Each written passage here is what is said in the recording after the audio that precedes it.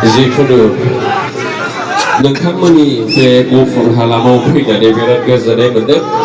आं बे खोथाखौ जोबनायाव बुंबाय, जेबो दुखु मोननाय गैया, जेबो गाज्रि मोनाखै, बिराद गोजोननाय मोनदों। आरो आदारनि बिथां आदाखौ हामबाय होनो जोंखौ बे जुथुम्मायाव लिंहरनानै बे खाबुखौ होनायनि थाखाय। आं गफुराव दिनैसो फैदों।